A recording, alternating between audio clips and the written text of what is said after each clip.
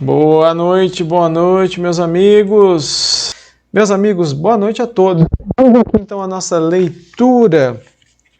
Continuamos aqui na leitura do livro Conduta Espírita. É uma obra psicografada por Francisco Cândido Xavier e Valdo Vieira. O espírito que dita é André Luiz. Então, André Luiz vai nos dizer aqui na lição 35, perante a enfermidade. Sustentar inalteráveis a fé e a confiança, sem temor, queixa ou revolta, sempre que enfermidades conhecidas ou inesperadas lhe visite o corpo ou lhe assediem o lar. Cada prova tem uma razão de ser. Com o necessário discernimento, abster-se do uso exagerado de medicamentos capazes de intoxicar a vida orgânica. Para o serviço da cura, todo medicamento exige dosagem. Bem, meus amigos, temos aqui já muita gente conosco, né? A Auriné chegou agora, Caio, boa noite, Caio, Francisco Bernardes, Sofia, Davi, já estava aí, né? Então nós vamos convidar todos vocês agora para que conosco façam aqui a nossa prece de abertura. Vamos todos juntos pedir a Jesus, esse mestre e amigo, que nesta noite venha em nosso socorro. Visite os nossos lares e os nossos corações.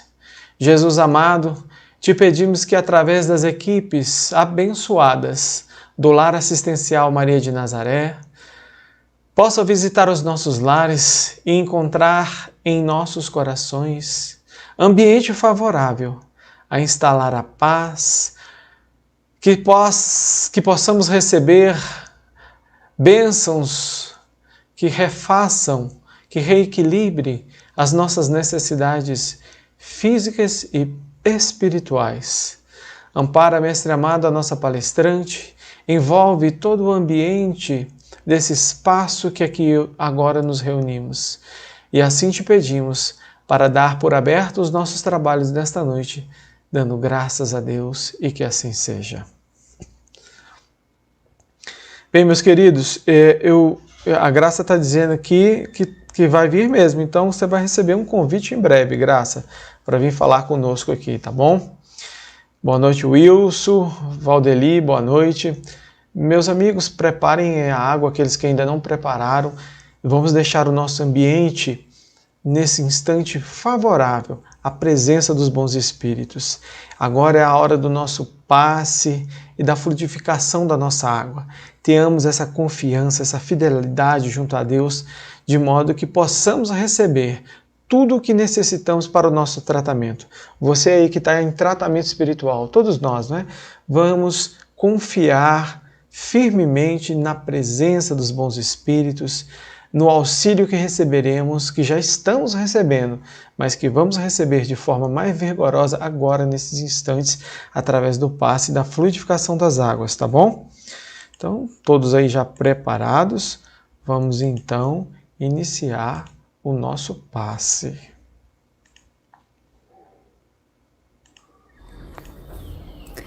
Nos preparemos para o momento do passe e fluidificação das águas. Coloque um recipiente com água limpa para ser fluidificada.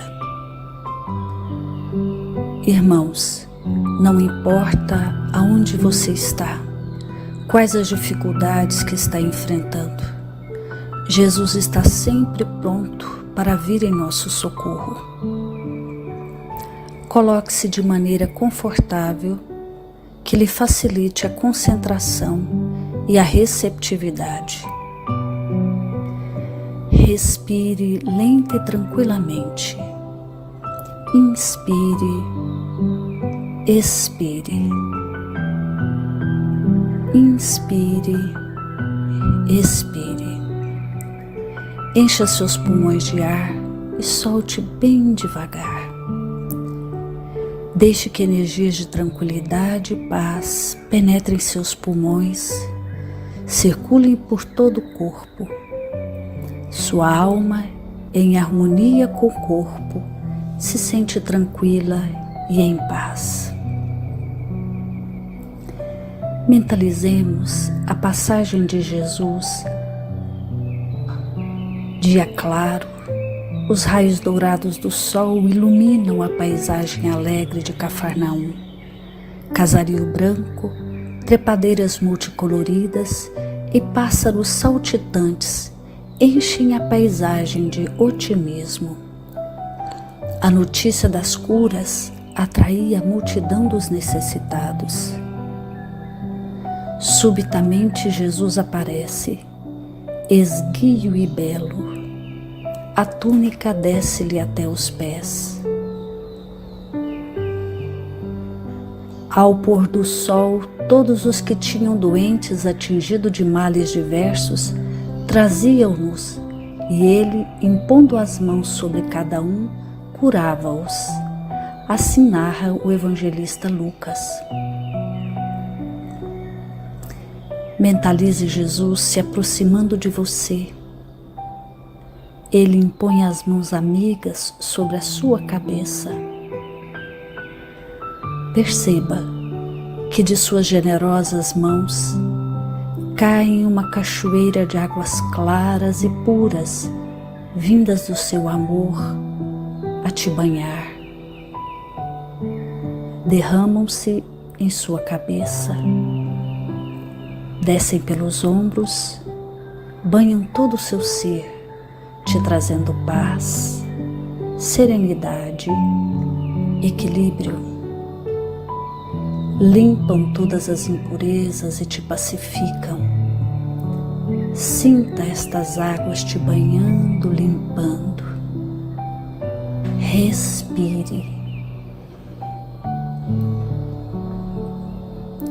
Mentalize agora Jesus como sol diante de você. Sua luz, seu calor te envolvem. Sinta as energias curadoras que emanam do Cristo em sua direção. Ele ouve as suas preces. Confie nele. Seu amor é infinito e te acompanha e protege, oferecendo de tudo o que necessitas. Confie. Absorva as energias curadoras de Jesus. Sua luz te envolve. Sinta essas energias percorrendo todo o seu corpo. Sinta-se fortalecido e em paz. Senhor Jesus, divino amigo, estende as tuas mãos generosas, Senhor, e transforma estas águas em remédio para os nossos males físicos e espirituais. Guarda-nos, Jesus, em sua paz. Estende as vibrações de amor em benefício do meu lar, Senhor. Que aqui possa reinar a paz, a saúde, a tranquilidade. Nós lhe rendemos graças, Jesus. Fica conosco hoje e sempre. Graças a Deus. Faça uso da água fluidificada. Muito bem. De passe tomado, já estamos prontos então agora para receber nossa amiga Mariane. Oi, Mari, boa noite. Boa noite, gente, tudo bem? É uma alegria estarmos aqui juntos mais uma vez. Nós agradecemos a sua presença, seja muito bem-vinda. Temos a certeza que teremos aí uma noite de belas reflexões. Mari, o espaço é seu. Daqui a pouco eu volto aí para a gente conversar de novo. A Mari vai estar falando, gente, sobre o capítulo 20 do Evangelho. Até breve. Vou estar aqui. Até breve. Vamos lá, gente. Primeiro que é uma alegria muito grande, né, estar aqui junto a irmãos com quem estamos caminhando já há algum tempo. E uma das coisas mais importantes que a gente vem fazendo ao longo do tempo é falar sobre os ensinamentos de Jesus. E hoje, especificamente, a gente vai conversar, porque a gente não tem receita para passar para ninguém, a gente tem conversa, né? A gente tem troca de aprendizado, da mesma forma que muitos interagem, dando as suas opiniões, isso é importante demais para todos nós. Então a gente vai falar sobre os trabalhadores da última hora, que é um capítulo, é o capítulo 20 do Evangelho de Jesus. E o capítulo 20, ele inicia com uma parábola, trabalhadores da vinha. E uma coisa muito interessante é que Jesus sempre se utilizava das parábolas para se dirigir às pessoas. As parábolas sempre tinham elementos da cultura daquele povo e muitas vezes o próprio Jesus pegava elementos que já faziam parte das tradições do povo. E com essa parábola acontece isso também. A parábola inicialmente descrevia um senhor que tinha, né, os seus servos e convidou esses servos a irem trabalhar. E ele faz esse convite paulatinamente. Primeiro um grupo, mais adiante um outro grupo de servos para trabalhar e mais adiante um outro grupo. E é muito interessante que cada um trabalhou determinado tempo, determinada quantidade de horas específicas. Eles todos não trabalharam a mesma quantidade de tempo. E aí, em determinado momento, esse senhor vai pagar os seus servos pelo trabalho que cada um teve. E aí ele vai retribuindo do que trabalhou mais horas ao que trabalhou menos tempo. O Mestre Jesus, que é chamado de mestre exatamente pela condição vibratória que tem, e vamos dizer assim, é o único nome que Jesus se reconhece, né, que ele usa para ele mesmo, mestre. Mestre é aquele que direciona, ensina. Mestre é aquele que compartilha o seu saber com os outros, sinalizando quais caminhos devemos seguir.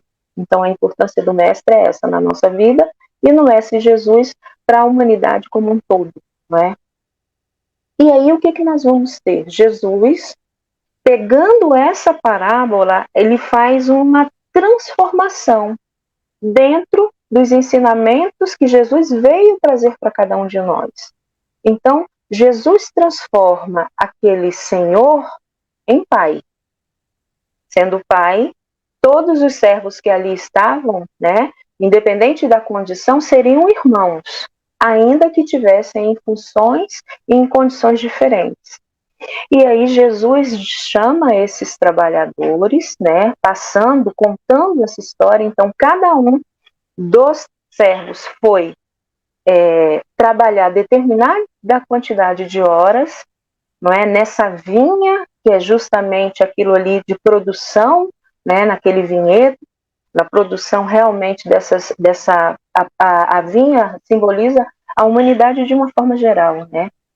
E aí Jesus vai mostrando que na hora de fazer o pagamento, diferentemente da tradição inicial, Jesus não vai pagar as pessoas, né? Porque Jesus não usa esse termo, ele não vai retribuir aquilo de acordo com a questão da quantidade de horas, e sim com a qualidade do tempo que cada um desempenha e destina. E aí já começa a grande diferenciação.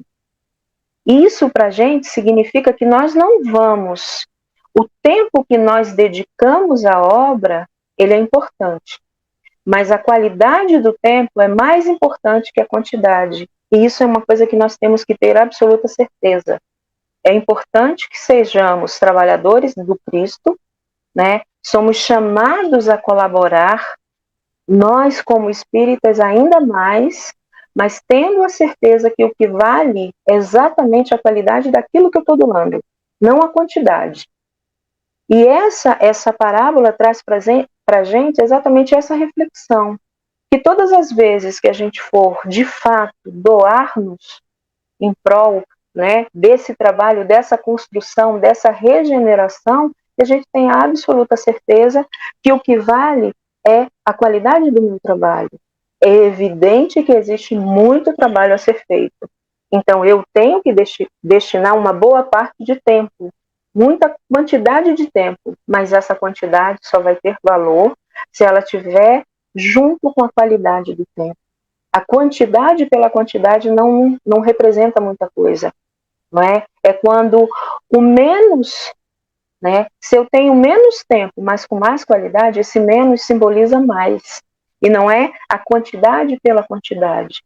E aí nós começamos a perceber o quanto a generosidade do mestre é gigantesca para nós. Mas estamos num processo de aprendizado.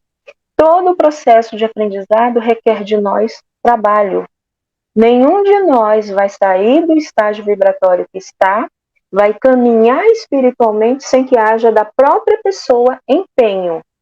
Então, trabalhar é uma máxima que nós, quanto mais rápido nós habituarmos com o trabalho, melhor. Nós temos materialmente que trabalhar para nos mantermos. Mas nós também precisamos trabalhar, e aí a diferença do trabalho nessa relação, ele não traz, como a gente tem na relação material, o salário, mas ele traz bônus horas, e a gente sabe disso.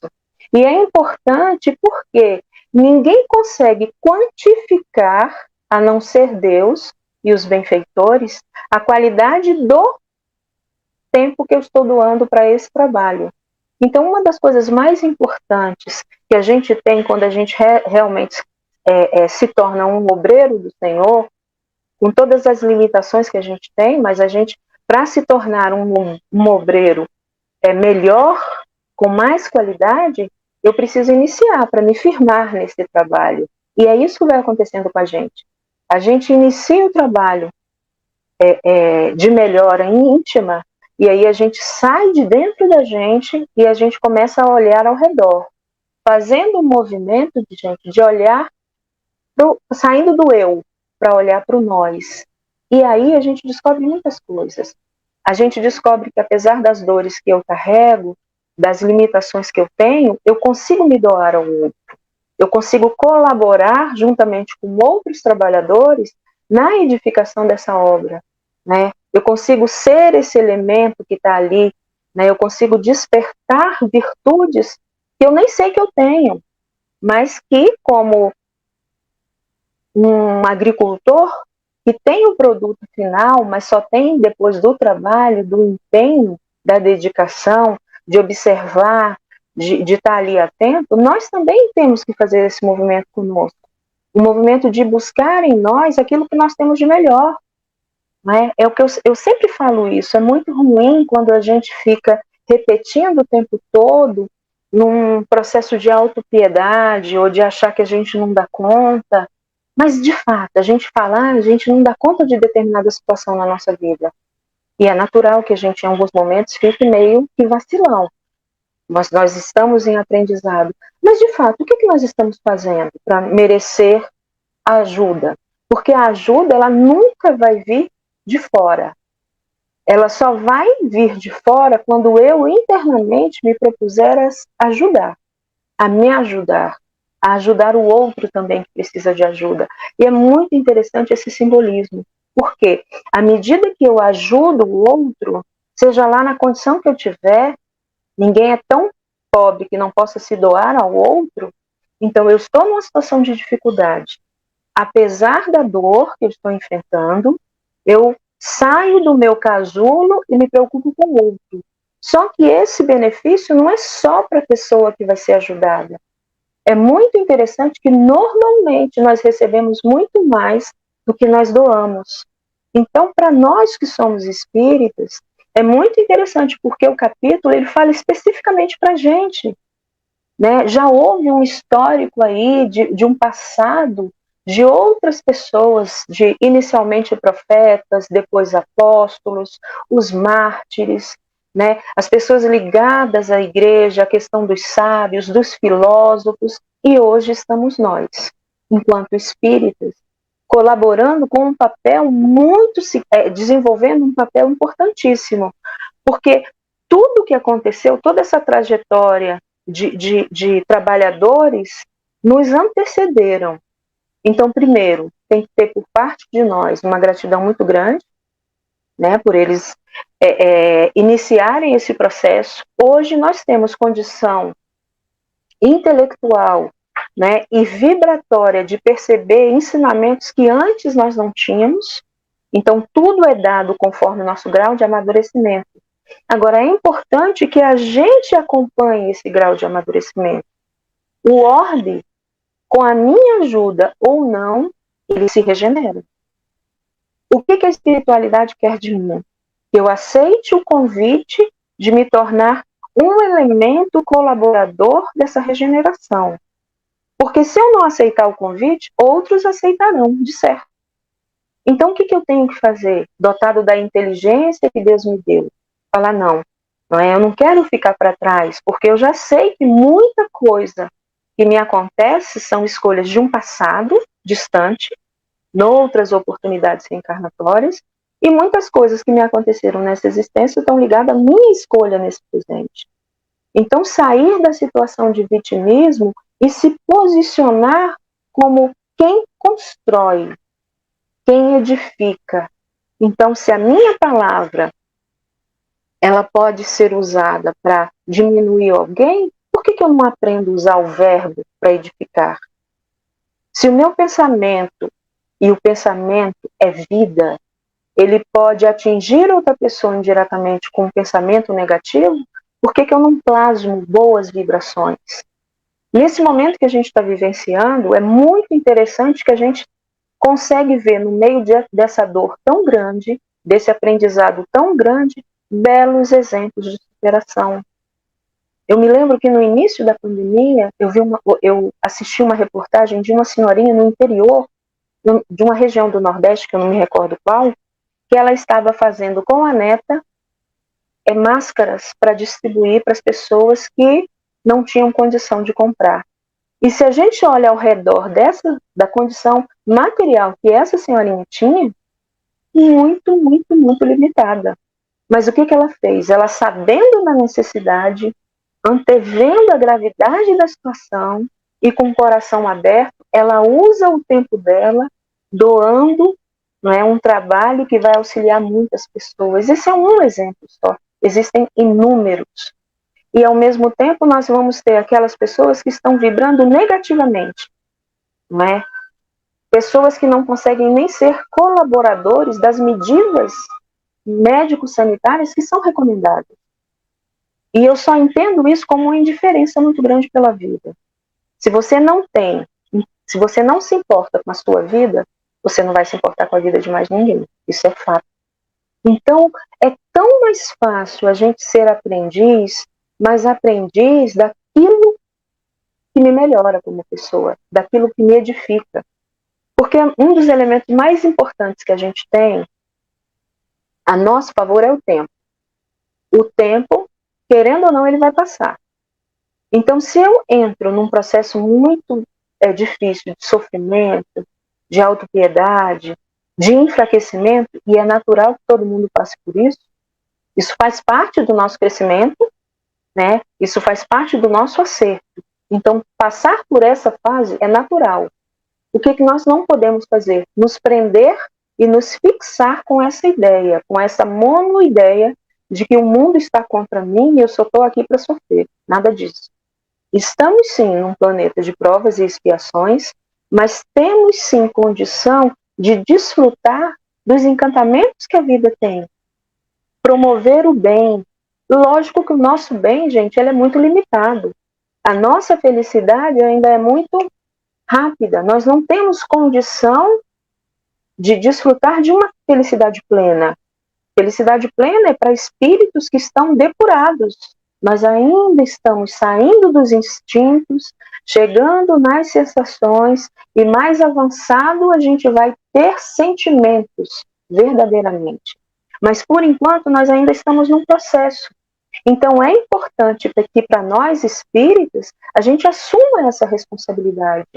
Responsabilidade de edificar essa obra junto com os ensinamentos do mestre. O trabalho da Casa Espírita tem sido fundamental para a gente agasalhar sossego espiritual, né? A pandemia nos colocou diante de dilemas que nós já tínhamos, só que a gente fazia de conta que não estava enxergando. A gente preferia sair de casa, se envolver com outras coisas, se envolver num dinamismo de vida, né? Não que o dinamismo de vida não seja salutar, ele pode sim, Mas muitas vezes esse dinamismo de vida, ele entra como uma forma de eu me alienar das minhas dificuldades. E de repente, desde o dia 12 de março, a gente aqui no Distrito Federal mudou a nossa rotina. E isso trouxe para todo mundo, sem exceção, momentos de grande dificuldade.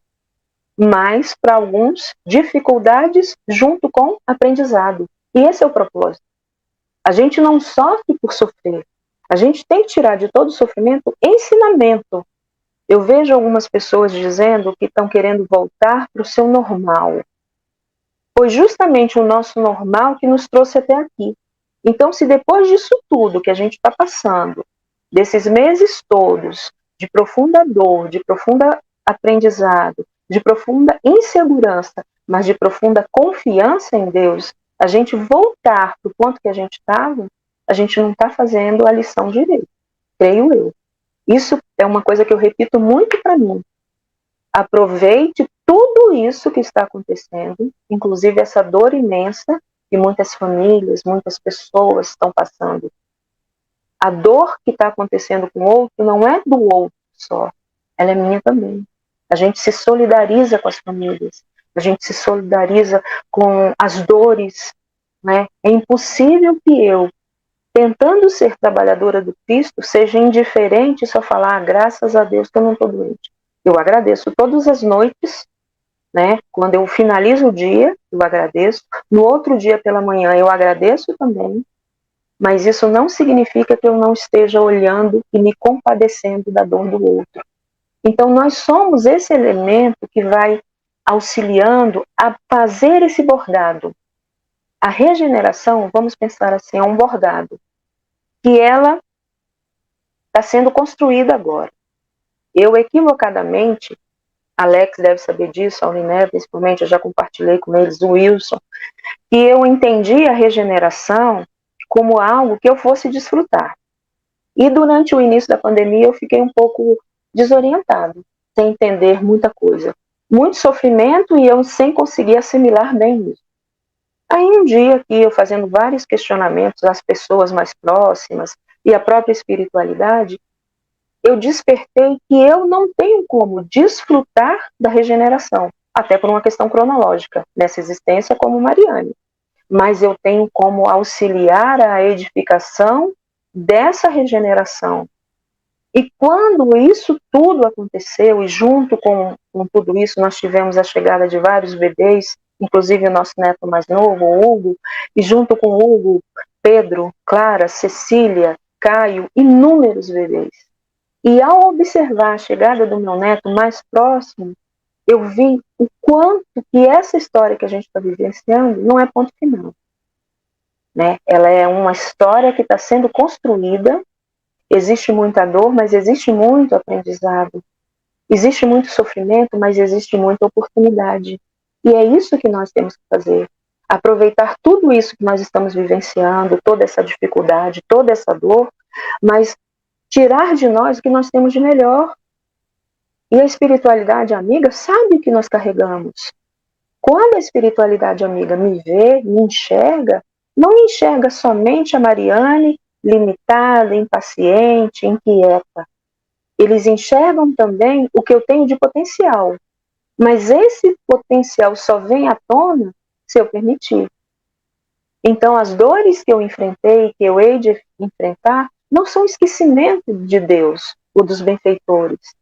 São necessidades espirituais que eu preciso vivenciar, que eu tenho que passar, são obstáculos que eu tenho que enfrentar, com vistas a desenvolver capacidades que eu desconheço. Isso é um trabalho que a gente que é da área de educação e acaba sendo todo pai, toda mãe, todo responsável, todo evangelizador, às vezes o aluno tem tanta dificuldade, ele fica naquela coisa de estar reclamando. E a gente força a barra para que ele saia daquela situação. E um dia a gente vai repetindo tanto, é uma questão às vezes de baixa estima, baixa autoestima, é uma questão às vezes de não ter o apoio necessário, então a gente vai investindo e de repente esse aluno dá um salto. Nós somos esses estudantes. Nós temos a rebeldia, nós temos às vezes a preguiça, a gente quer as facilidades da vida, Muitas vezes a gente vai para a casa espírita querendo receber o quê? A cura, seja lá do problema que eu tiver. E quando a gente às vezes recebe a orientação que a gente vai ter que fazer um tratamento, e a gente, poxa vida, 3 semanas, poxa vida, terça e quarta, e cadê a minha vontade de estar melhor? Quando a gente vai se apropriando e todo esse processo de orientação que é dado na casa, toda semana o Alex fala da importância do tratamento, nos prepara para esse momento agora, para o passe, para o tratamento, para a conversa que a gente tem, para a palestra. Então isso é o quê? Para mudar a nossa psicosfera. Porque para ser ajudado, a gente precisa ter condição. Então se eu fico inquieta, e às vezes acontece isso, comigo não é diferente, né? Eu venho fazendo um tratamento no Lamana já há algum tempo, alguns meses. Tem dia que você está numa inquietação, mas é o quê? É nesse dia que você tem que forçar a barra, porque a gente sabe que a gente tem aí, né, irmãozinhos que torcem para que a gente largue de mão os nossos compromissos. Então isso significa o quê? Disciplina. Disciplina para a gente sair dessa condição vibratória que a gente está, disciplina para a gente descobrir o que nós podemos. Então, todos nós, sem exceção, nós somos trabalhadores. Então, lá na parábola, já Jesus reconstruindo essa parábola inicial que eu contei, Jesus vai dar a cada um, não quem trabalhou mais, não é a questão da quantidade de horas do trabalho, é a qualidade. E nós vamos melhorando a nossa qualidade à medida que nós vamos sendo evangelizados. Nós vamos melhorando a nossa qualidade como trabalhadores à medida que nós vamos promovendo a nossa reforma moral. É muito diferente você olhar para mim hoje e pensar em mim há 15 anos atrás, há 16 anos atrás. E é importante porque são pequenas mudanças, não são mudanças tão significativas assim. Mas são pequenas mudanças que me possibilitam outras tantas mudanças.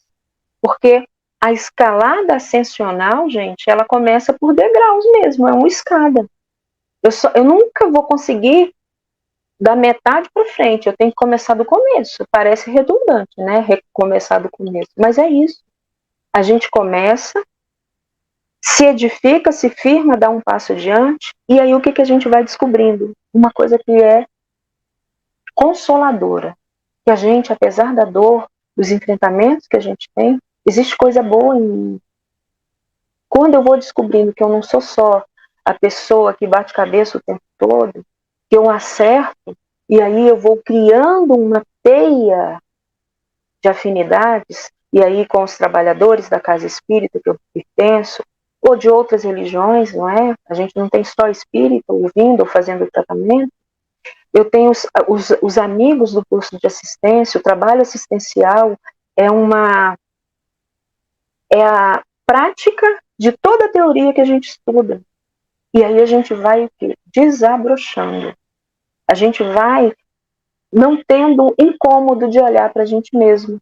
Porque existe um período da vida da gente que a gente fica muito desconfortável de descobrir as dificuldades que a gente tem, as limitações que a gente tem. Então é importante que tenhamos esse cuidado, não é? Essa paciência conosco. Nós não temos condição de aprender tudo de uma vez só. Da mesma forma que um bebê ele vai lá exercitando a musculatura, vai sentando, depois vai levantando, vai ficando de pé. Isso aí é o processo comum, né? Alguns andam e não engatinham, mas isso é exceção. A maioria ele vai treinando as aptidões. As aptidões espirituais, a mesma coisa. Eu não vou amanhecer um dia uma pessoa mais paciente. Uma vez eu comentei com o seu Edinaldo, tem acontecido tanta coisa comigo, tá me tirando a paciência. E ele, não, minha filha, tenha calma. E aí depois eu falei, seu Edinaldo, daquele dia que eu falei com o senhor para agora, piorou muito. Aí ele falou, se você achou que ia exercitar a paciência, de que forma? Não é? E aí eu vi uma coisa tão simples que a gente às vezes não enxerga. Mas por quê? Porque a gente muitas vezes procura as respostas não na origem da dificuldade que a gente enfrenta. A gente quer que as coisas sejam retiradas da gente como um passe de mágica. E é fato, somos trabalhadores, somos obreiros do Senhor. Nós vamos, quanto mais rápido nós habituarmos a trabalhar aqui, nesse orbe, para a gente vai ser mais suavizado, porque aquela ideia de paraíso ocioso não existe. Não é? Então, eu me habituando, isso é muito importante, uma das coisas que mais me encantou e assim modificou radicalmente a visão que eu tinha de tudo, foi quando eu, conhecendo a doutrina, vi que no plano espiritual se trabalhava demais pelas narrativas. Né? Uma das primeiras obras que a gente lê é Nosso Lar. E é o tempo todo as pessoas trabalhando, a Vera Luiz ali, né, tendo que começar, saindo daqui do plano material na condição de médico, e chegando lá, tendo que limpar, né, os locais ali, a energia das pessoas que estavam mal do estômago, passando mal vibratoriamente. E eu falei, gente, a gente tem realmente que se habituar. E a partir daí eu comecei a observar o quanto o trabalho tem uma função, inclusive a parte profissional nossa, tem uma função maravilhosa. Às vezes a gente fica privado do trabalho, né? E quando a gente está trabalhando, a gente fica assim, puxa vida, reclama tanto, coloca tantos obstáculos. Tudo na nossa vida tem um planejamento espiritual por detrás disso. Tem uma energia maior. Eu não estou só no trabalho material para me manter. Eu estou no trabalho material para fazer da melhor forma, seja ele qual for, e para me melhorar. Na perspectiva espiritual não é diferente. Então, o que nós temos que fazer? Tranquilizar o nosso coração. Tranquilizar a nossa mente.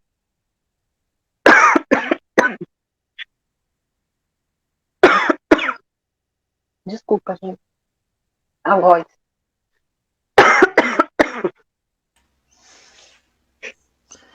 Vou aproveitar para entrar aqui. Não, entra aí. Mari, deixa eu tomar um golinho de água? Tá, enquanto você toma um golinho de água, eu vou falando aqui.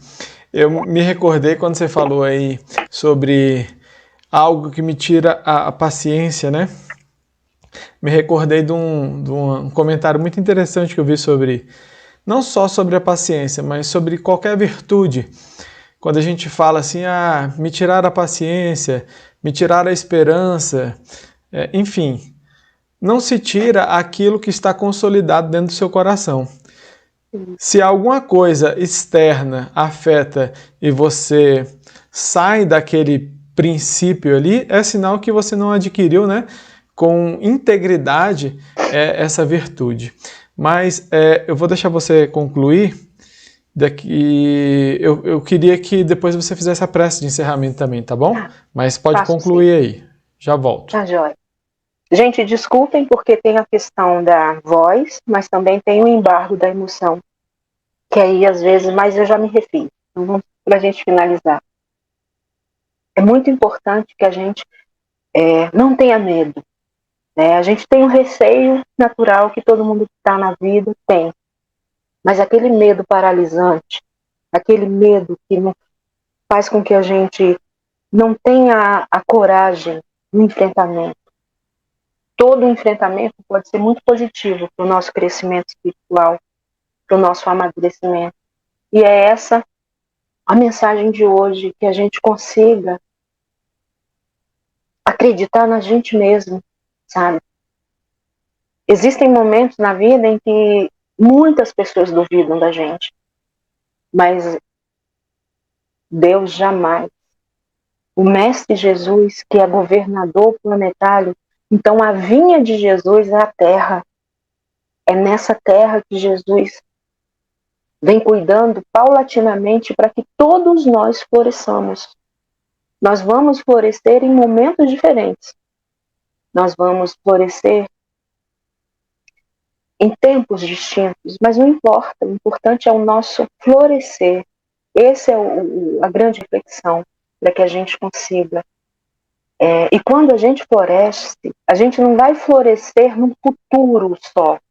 Em cada encarnação, em cada etapa de nossas vidas, nós podemos florescer.